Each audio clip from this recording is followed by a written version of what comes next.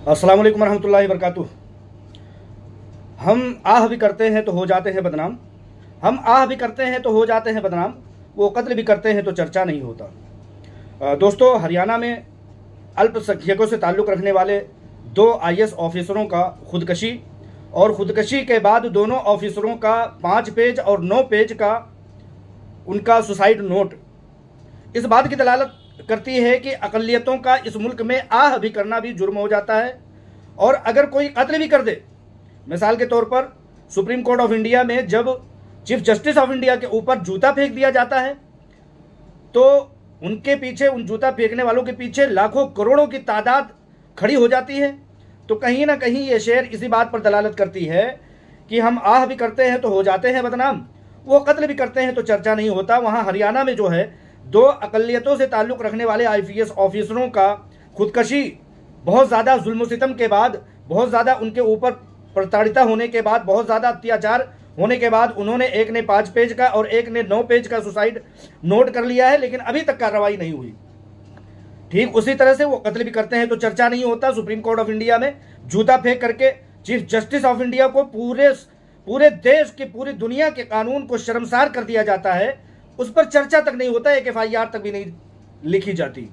क्योंकि इसी तरह से हीरा ग्रुप ऑफ कंपनीज का मामला है। हम सरमायाकार, हम मीडिया से ताल्लुक़ रखने वाले, हम मुसलमान अल्पसंख्यक से ताल्लुक़ रखने वाले अगर अपनी इतनी सी बात रख देते हैं कि साहब जनाब हुजूर आली इज्जत मआब, आप ये समझ लीजिए कि हीरा ग्रुप ऑफ कंपनीज के प्लेटफार्म पर 99% पब्लिक मौजूद है, उनके भी हितों का कुछ ख्याल कर लिया जाए।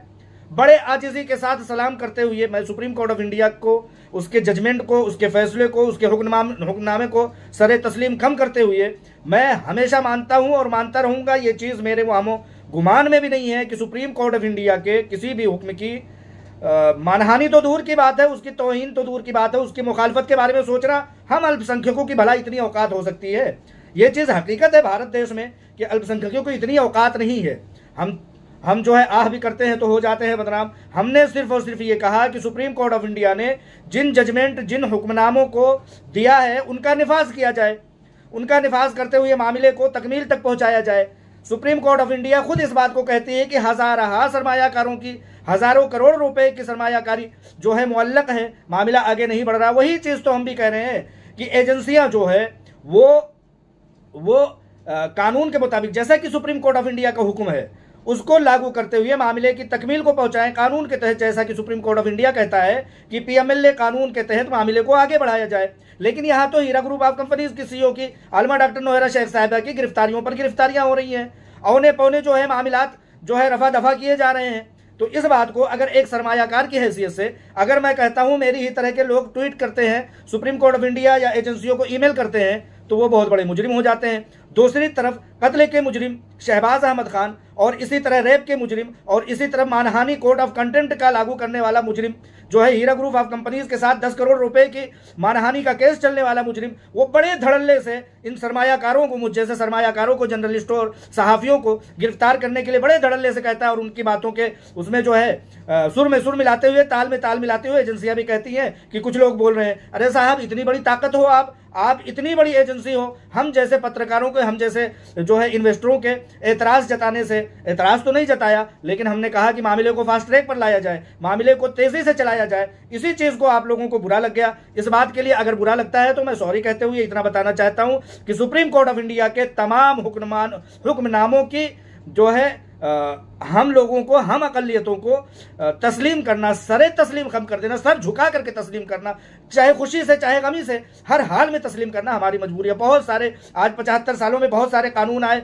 बहुत सारे हुक्मनामे आए, हमारे खिलाफ आ गए, लेकिन हमने सरे तस्लीम खम किया। लिहाजा सुप्रीम कोर्ट को यह बावर ना कराया जाए, ये उनके सामने ना बताया जाए कि अल्पसंख्यक होते हुए आवाज़ उठा रहा है। ये चीज़ हम सोच भी नहीं सकते कि सुप्रीम कोर्ट ऑफ इंडिया के हुक्मनामों की तौहीन करें, उसकी मुखालफत करें।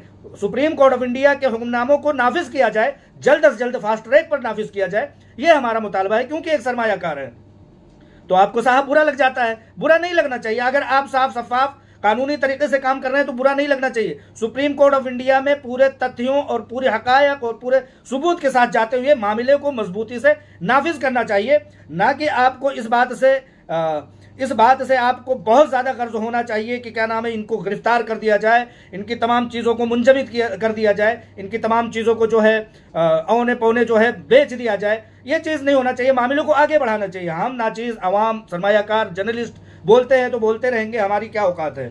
लिहाजा सुप्रीम कोर्ट ऑफ इंडिया के हुक्मनामों की तमाम तरह से तस्लीम खम करते हुए, सरे तस्लीम खम करते हुए, हम उसकी बाइज्जत तरीके से नफाज, उसको नाफिज करने की, उसको लागू करने की हम ये चीज़ हम अपील करते हैं। लिहाजा एक बात हो गई, सुप्रीम कोर्ट ऑफ इंडिया में समाअत हुई पिछले जुमा के रोज़, उसका ऑर्डर जो है वो आया सोमवार की शाम को आया। मैं बहुत ज़्यादा मसरूफ़ था, मंगल को अपनी बातों को जो है रख न सका। बहुत सारे अहबाब का कॉल आ रहा है कि मुफ्ती रहमान साहब, आपकी अकेले की आवाज़, हीरा ग्रुप ऑफ कंपनीज के साथ खड़ी होने वाली अकेली आवाज़, क्या वो भी दबा दी जाएगी? इंशाअल्लाह ताला ऐसा हमने कोई गैर कानूनी काम नहीं किया है। हमने सुप्रीम कोर्ट ऑफ इंडिया के हर हुक्म की इज्जत की है। लिहाजा हमारा खामोश होना, हमारा एहतजाज बुलंद करना, एक सहाफ़ी होने की हैसियत से, एक इन्वेस्टर होने की हैसियत से कहीं तक आलमा डॉक्टर नौहरा शेख साहिबा को कमज़ोर करने की, उनकी ज़ुबान को बंद करने की, जैसा कि बारहा कोशिश किया गया और ये कहा गया कि, और ये कोशिश की गई कि इनके चंद एक हिमायतियों को गिरफ्तार कर लिया जाए, इनके खिलाफ मुकदमात चला दिए जाएं। बराह करम ऐसा मत कीजिएगा, और ऐसा होने वाला भी नहीं है। आलमा डॉक्टर नौहरा शेख साहिबा अकेली नहीं है। आलमा डॉक्टर नौहरा शेख साहिबा 1,72,000 अफराद में से 1,70,000 अफराद के साथ खड़ी है। 1,70,000 अफराद उनके साथ खड़े हैं, और आवाम की जो करोड़ आबादी उनके साथ हिमायत के तौर पर खड़ी है, वो इंशाअल्लाह ताला खड़ी रहेगी। किसी भी तरह से आलमा डॉक्टर नौहरा शेख साहिबा को ये महसूस नहीं करना है कि वो अकेली है। पूरी मुल्क की कौम, पूरी मुल्क की आवाम, पूरे मुल्क का कानून हीरा ग्रुप ऑफ कंपनीज के साथ, आलमा डॉक्टर नौहरा शेख साहिबा के साथ खड़ा था, खड़ा है और खड़ा रहेगा। वो तो नेचर है, वो तो तख्लीक की, खिलकत की एक अपनी शान है कि जब खुशहालियाँ आती हैं तो अवाम जम्मे गफ़ीर के साथ आपके साथ होते हैं। ये खिलकत है, इससे हमें कोई एतराज़ नहीं है। चंद एक लोग ही हिजरत में आपके साथ होते हैं, तो चंद एक लोग ही का हिमायत करना ही आपकी हक्कानियत का सबूत होता है। और बड़ी तादाद का खड़ा हो जाना किसी भी सिमते उसके हक का, उसके सच होने का सबूत नहीं है। बहुत बड़ी तादाद हमारे साथ नहीं है तो क्या हुआ।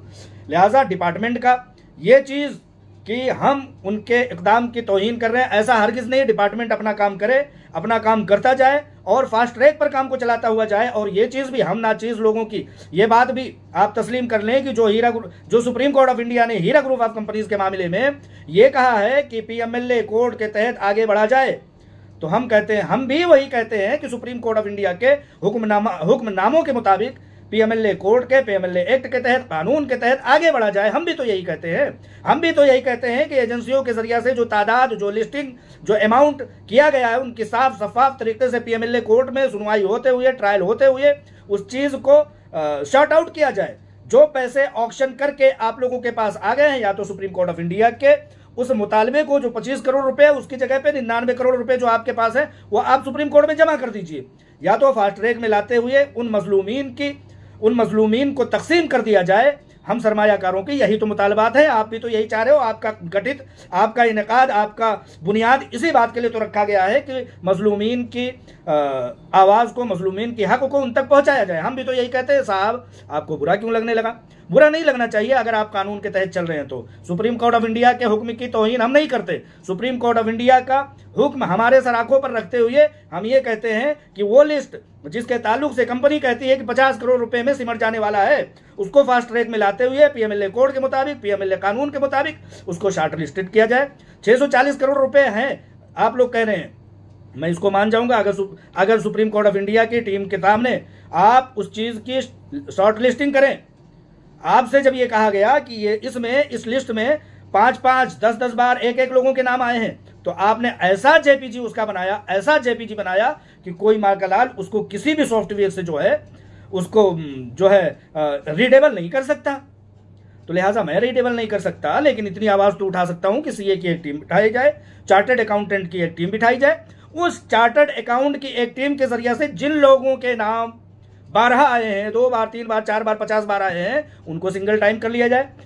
उनके अमाउंट को जो उन्होंने कमा लिया है, जब अदम एतमाद जाहिर किया है कंपनी पर उन सरमायाकारों ने जिन्होंने क्लेमेंट किया है, तो उनके अदम एतमाद के मुताबिक उनके उन अमाउंट को मख्फी कर दिया जाए, कम कर दिया जाए, माइनस कर दिया जाए। जो उन्होंने कमा लिया, जो उनके जो है रकम बचे रह गए, उनको दे दिया जाए। 90 करोड़ रुपए आ तो गया आपके पास। हम तो यही चाहते हैं, आप भी तो इसीलिए गठित किए गए, सुप्रीम कोर्ट भी तो ऑर्डर पर ऑर्डर इसीलिए दे रहा है। लिहाजा हमारी कोई अलग से मुतालबात नहीं, हमारे मुतालबात सुप्रीम कोर्ट ऑफ इंडिया के हुक्मनामों के मुताबिक हैं और दूसरे कुछ भी नहीं है। हीरा ग्रुप ऑफ कंपनीज की वकील ने, मोहतरमा साहबा ने बहुत सच्चाई बयानी की। अच्छा, इससे पहले मैं आप लोगों को बता देना चाहता हूं कि डिपार्टमेंट ने कहा कि हीरा ग्रुप ऑफ कंपनीज ने 50 करोड़ रुपए के 4 फ्लैट जो है फरोख्त किया। हीरा ग्रुप ऑफ कंपनीज ने, डिपार्टमेंट ने यह कहा। जब गौर किया गया, हीरा ग्रुप ऑफ कंपनीज के करीबी लोगों से पूछा गया तो कहा गया इस बात में कहां तक सच्चाई है। तो उन्होंने कहा कि देखिए, आप इतना सिर्फ सोचिए, और जब मेरी समझ में आया तो मैं आप लोगों को यह बात कहता हूं, इतनी सी बात समझ में आई, समझ लीजिए कि एक तरफ डिपार्टमेंट ऑक्शन करता है 25-25 प्रॉपर्टियों को, और ऐसी प्रॉपर्टी, बहुत ध्यान से सुनिए, दोबारा नहीं कहूंगा, ऐसी ऐसी प्रॉपर्टी को जो शहर के एकदम कल्प पे, दिल पर वाक़े हैं, और समझिए कि ऑफिशियल कॉर्पोरेट ऑफिसेस हजारों गज स्क्वायर फीट और स्क्वायर गज में, हजारों गज में वाक़े 10-10 मंजिला ऑफिस, जिसकी ऑक्शन टावर्स का ऑक्शन, और ऑक्शन के बाद उसकी नीलामी, उसकी कीमत पहुंचती है 90 से 100 करोड़ रुपए के दरमियान। और हीरा ग्रुप ऑफ कंपनीज की तरफ से जो कहते हैं, इल्जाम लगाया जाता है कि फ्लैट बेचा गया है, 4 फ्लैट की कीमत 50 करोड़ रुपए। जब हीरा ग्रुप ऑफ कंपनीज से पूछा गया तो उन्होंने कहा कि कैसी मजाका खेज बात है, कॉर्पोरेट ऑफिस हजारों स्क्वायर गज में, उसकी कीमत जो है 10 ऑक्शन की गई प्रॉपर्टीज की कीमत 100 करोड़ रुपए के अंदर ही अंदर, और 4 फ्लैटों की कीमत जो है वो 50 करोड़ रुपए। मामले को तूल देने के लिए क्या कहे जा रहे हैं। किसी ने कहा कि कौवा कान ले गया, आप लगे भागने, एक बार अपना कान पकड़ के देख तो लेते कि कौवा कान ले गया कि नहीं ले गया। जब सुप्रीम कोर्ट ऑफ इंडिया पूछता है कि सबूत कहाँ है, किस अकाउंट में पैसे आए, तो इन तमाम बातों के जवाब में नदारत, कोई प्रूफ नहीं, कोई सबूत नहीं। कहा गया कि आप जो है इनके अकाउंट को फ्रीज कर दीजिए। किस अकाउंट को फ्रीज कर दें? 50 करोड़ रुपए का बताते हैं कि 70% अमाउंट जो है कैश। कौन सा बेवकूफ था? अरे 50 रुपए नहीं थे, 50,000 नहीं थे, 50 लाख नहीं थे, 50 करोड़ आपने बताया है, और उसके 70% अमाउंट जो है कैश में दिया गया। चलो ठीक है, मैं मानता हूं 70 करोड़ रुपए आप कहते हैं कि 70% अमाउंट जो है वो कैश में दिए गए, तो 30% जिन अकाउंट्स में दिए गए उसकी तफसीलात तो दे दिए होते। खैर, ये बातें समझ में आने वाली नहीं है। जैसा कि हीरा ग्रुप ऑफ कंपनीज के करीबी लोगों से हमने पूछा, एक जर्नलिस्ट होने की हैसियत से जब पूछा गया तो कहा कि इस बात में कोई सच्चाई नहीं है। अगर सच्चाई होती तो अकाउंट, वो शख्स जिसने खरीदा बेचा है उसने प्रूफ, 50 करोड़ रुपए का ट्रांजैक्शन करने वाला 70% जो है अमाउंट जो है वो यूं ही अनऑथोराइज्ड, बगैर अकाउंट, बगैर चेक, बगैर डीडी, बगैर ट्रांजैक्शन, बगैर किसी सबूत के वो दे देगा, और आपके पास कोई सबूत भी नहीं है। 1 महीने का सबूत लिया जाता है। लिहाजा हीरा ग्रुप ऑफ कंपनीज के सरमायाकारों को बता दूं कि आपकी कंपनी हक पर है, और वो हर एक चीज़ को, ये बात इल्ज़ाम गलत है कि वो चीज़ों को जो है वो हिमायत नहीं कर रही है। बिल्कुल हिमायत कर रही है। उन्होंने तो खुद कहा कि मुझसे बायर नहीं लाए जा रहे हैं, इतनी बड़ी बड़ी प्रॉपर्टीज़ हैं, हमारे साथ बायर नहीं खड़े होने। आप ही ऑक्शन करके देख लो, ऑक्शन हो भी रहे हैं और नहीं भी हो रहे हैं, और कुछ लोग आ भी रहे हैं तो वो लोग चले जा रहे हैं। इस बात से भी सवाल उठता है कि आपके ऑक्शन कितने पानी में हैं कि लोग आ रहे हैं, जा रहे हैं, और टावर्स बिके जा रहे हैं। उनके अमाउंट जो है 100 करोड़ रुपए के, और हीरा ग्रुप जो है वो 4 फ्लैटों की कीमत 50 करोड़ रुपए में। कुछ समझ में आने वाली बात नहीं है। इन सब चीज़ों के जवाब में अपनी जो वकीला थी मोहतरमा, उन्होंने बहुत हक गोई का साथ ही दिया। उन्होंने कहा कि अगर 50, कुछ समझ में आने वाली बात नहीं है। उनका लहजा जो था वो कुछ ऐसे ही था कि कुछ समझ में आने वाली बात नहीं। अगर 50 करोड़ रुपए का अमाउंट इकट्ठा हुआ होता तो 25 करोड़ रुपए दे करके आपके हुक्मनामे की तामील न कर लिया जाता साहब। तो यही हुआ कि ठीक है, एक वक्त जो है 1 महीने का, उसमें जो है एक बार फिर से हाजिर होंगे और तमाम सबूतें और तमाम गवाहों की बिना पर उन चीज़ों को कर लिया जाएगा। मैं समझता हूं कि अगर ये बात सिर्फ अफवाहों के पीछे, अफवाह फैलाने वालों के पीछे, कि किसी ने आकर के कहा कि बिक गया फलाना फ्लैट ईडी के, उसमें मैं इस बात को बड़े सबूत के साथ और बड़े प्रूफ के साथ मैं जानता हूं कि ईडी की प्रॉपर्टीज़ को बेचना तो दूर की बात है। जब हैदराबाद की टोली चौकी की ज़मीनों पर जा करके वहाँ पर इंक्रोचमेंट हो रहा था, जब हम कुछ लोग गए, इत्तेफाक से मैं वहीं था, जब मुझे पता लगा, जब वहाँ पर गए तो 3-3 गाड़ियाँ पहुँच गई। सिर्फ हम उस गेट को खोल करके अंदर घुसे थे, 3-3 गाड़ियाँ पुलिस की भरी हुई 50 लोगों की तादाद की आ गई, और कहा कि आनंद फानंद चलिए जो है थाने। और यहाँ पर सिर्फ कदम रखा जाता है, 3-3 गाड़ियाँ आ जाती हैं पुलिस वालों की, और वहाँ पर 50 करोड़ रुपए की नीलामी कर दी जाती है अटैचमेंट के दरमियान में, और किसी को कानों कान खबर नहीं है, और पैसे भी 70% जो है अमाउंट ले लिए गए। कुछ समझ में आने वाली बात नहीं है। तो लिहाजा हम हीरा ग्रुप ऑफ कंपनीज के मजलूमीन के ऊपर, हम हीरा ग्रुप ऑफ कंपनीज के सरमायाकारों के ऊपर ये इल्ज़ाम बराह करम न लगाया जाए कि हम कोर्ट की मानहानि कर रहे हैं। हम अपने हक की तलबी कर रहे हैं। आप लोगों से ये बस नहीं चलता कि हीरा ग्रुप ऑफ कंपनीज का मामला सुप्रीम कोर्ट में चल रहा है, जिसके ऊपर हित के इज्जत 100 करोड़ और 10 करोड़ रुपए की मानहानि का केस चल रहा है। वो लोगों की जुबानें बंद कर सकें, मजलूमीन की, जिनके की पैसे लगे हुए हैं, जिनके जो कि कंपनी को खड़ा करना चाहते हैं, जो कंपनी के अकेले तनहा और किसी न किसी तरह से वो हिमायती हैं, उनकी भी जुबानें बंद कर दी जाएं। साहब, सुप्रीम कोर्ट ऑफ इंडिया का इल्ज़ाम लगा करके आप ये गलत बयानी तो ना करें। हम आह भी लेते हैं तो हो जाते हैं बदनाम, और जो है वो कत्ल भी करते हैं तो चर्चा नहीं होता। इसी दरमियान में एक लतखोर वकील आता है मुंबई से और अपनी सस्ती शोहरत और टीआरपी के लिए इस जो है सुप्रीम कोर्ट के वक्त को बर्बाद करने और वक्त को जो है ख़राब करने के लिए उसमें घुसता है और कहता है कि जो है मुझे जान से मारने की। अरे मैंने बहुत पहले कहा था कि नालतू फालतू लोगों को उंगली लगा करके क्या फ़ायदा। वो तो बेइज्जत वकील, ब्लैकमेलर, जिन लोगों ने तुम पर भरोसा किया, तुमने उन्हीं को जो है ठग लिया, लाख रुपए उनसे समझौते के ले लिए, मुकदमा दायर किए झूठे झूठे, और जा करके कह रहे हो वहाँ थ्रेटिंग। तुम्हारी औकात क्या है, चप्पल खोर वकील। ऐसे ऐसे गली कोचे के वकील आ जाते हैं और आकर के सुप्रीम कोर्ट का वक्त ज़ाया करते हैं इन लोगों के ऊपर। खैर, जज साहब को सलाम है कि उन्होंने कहा कि दूर हो जाओ मेरी नज़रों से। बहुत बेइज्जत करके उन्होंने वहाँ से इस वकील को, मुंबई से आए हुए वकील को, जो कि गली कूचे का वकील है, बेइज्जत लतखोर, उसको बहुत ही मुनासिब जवाब दिया और कहा दूर हो जाओ, जाओ जहाँ का मामला वहीं पर सुनो। सुप्रीम कोर्ट तुम्हारे चप्पल जूते का हिसाब करेगा, बेवकूफ़ वकील। लिहाजा उनको उनके औकात दिखाई गई। मुझे उम्मीद है कि अगर जर्रा बराबर शर्म होगा तो दोबारा सुप्रीम कोर्ट ऑफ इंडिया में हीरा ग्रुप ऑफ कंपनीज के मामलात में मुखिल होना जो है गवारा नहीं करेंगे, अगर इस बेइज्जती को याद रखेंगे। अगर खानदानी बेइज्जत है तो होते रहेंगे बेइज्जत। लेकिन जज साहब ने बहुत बेहतर कहा था कि जहाँ का मामला है चले जाओ वहीं पर, दूर हो जाओ, निकलो यहाँ से, यहाँ मामला चल रहा है। और इसी दरमियान में मैंने देखा कि सन 1975 का एक ज़मीन का मालिक डिग्री लेकर के हीरा ग्रुप ऑफ कंपनीज का मामले में पहुंचा। दोस्तों, इस बात में बड़ी ही बावसूख अंदाज में इतना कहना चाहता हूं कि मामला चला था सुप्रीम कोर्ट में, मामला चला था कोर्ट में लोगों के पैसे की देनदारी लेनदारी पर। मामला चला था सब्र करने वालों, कंप्लेन करने वालों को पैसों की अदायगी के लाए हैं अमल पर। मामला चला था हीरा ग्रुप ऑफ कंपनीज की हक्कानियत पर, उसकी सच्चाई पर या उसके करप्शन पर।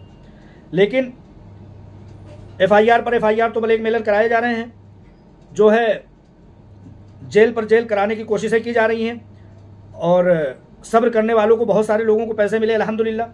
और जिनको कहा जा रहा था कि 3 दिन के अंदर अंदर तुमको पैसे मिल जाएंगे, उन लोगों के इन तमाम मामलात की आवाम देख ले। ये मैं दिखाना चाहता हूँ कि आवाम देख ले कि मामला कहाँ से चला था।